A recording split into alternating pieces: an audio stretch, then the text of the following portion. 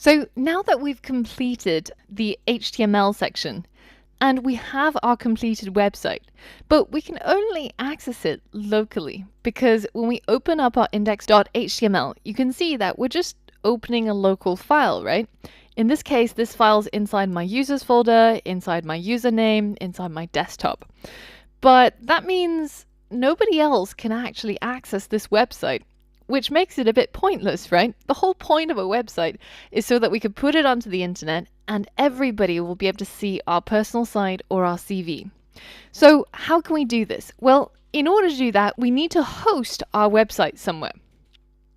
Now, there's a whole bunch of hosting sites such as GoDaddy or Bluehost, but because we're learning at the moment, we don't want to have to pay for this. So there's also a free solution that I'm going to show you. By the end of this lesson, you're going to have your personal CV up on the internet, proudly displayed somewhere, and you'll be able to share a URL or a link to it so that anybody across the web can be able to access it. But first things first, we'll need to do a little bit of setup. The service that we're going to use is GitHub. And we're going to talk about GitHub in a lot of detail a little bit later on.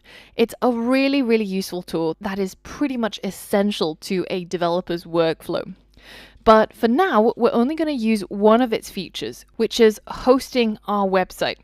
So first and foremost, if you don't have a GitHub account, then you'll need to set up a new one. So I'm just going to set one up while we're at it. And now it'll ask you to choose a plan. Now we're going to choose the free plan. And then we're going to click continue. Now I'm going to skip this questionnaire and just click on skip this step. Now, once you have signed up to GitHub, it's really important that you go ahead and verify your email address. So check your emails and see if you have something from GitHub and then click on that verify link. And once you've done that, you'll be able to add new repositories to GitHub. If you head over to the upper right corner and just click on the plus button, and then we're going to create a new repository. Now, this repository, I'm just going to call it CV, and this is going to be the name of my project. And all that a repository is, it's simply just a folder out there on the cloud that's going to store all of your project-related files. And you'll be able to make changes to the files and update the files, and you'll be able to track all of those changes that you've made in the past. So now that we've given our repository a name, then we're going to leave the description as empty, and then we're going to keep public selected if you are on the free tier of GitHub. And then down here, make sure that you check this box where we initialize this repository with a README. And it's really, really important that you do this for the next few steps to work. So now that we've done all of that, we're going to go ahead and click on Create Repository. And this will take just a moment, and now you should see a page that looks like this, which means that your repository has been created. And the only file that's in your repository is just a README file. So what we're going to do is we're going to go ahead and upload our files for our CV website.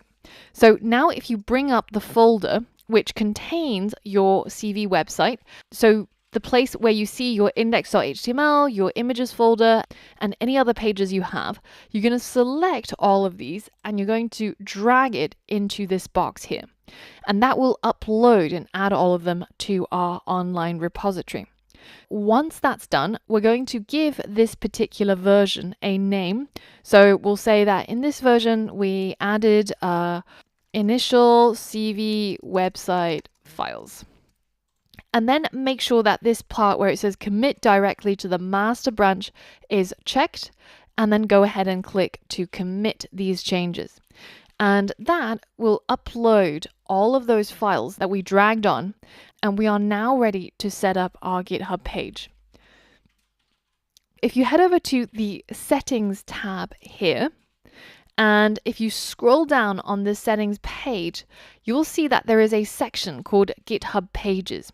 And GitHub Pages is designed to host your personal, organization, or project pages from a GitHub repository. So we already have the repository. We now have to activate our pages. So it's currently disabled. All we have to do to enable it, we just have to select a source where our files reside. So if you click on this part where it says none, you should change it to where it says master branch and go ahead and click save.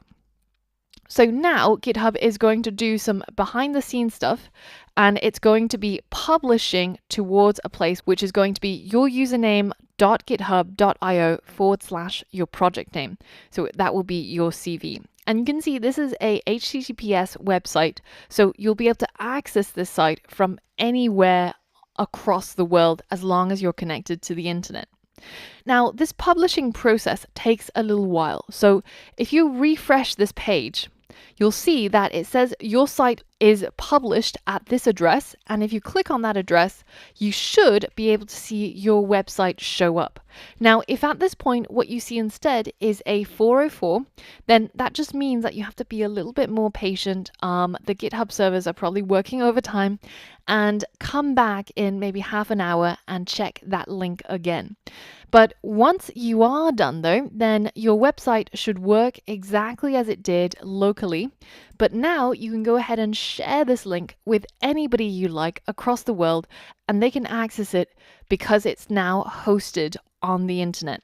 So you can go ahead and go over to angelbauer.github.io/CV, and you too will be able to see this website that I've just uploaded and I'm looking at right now.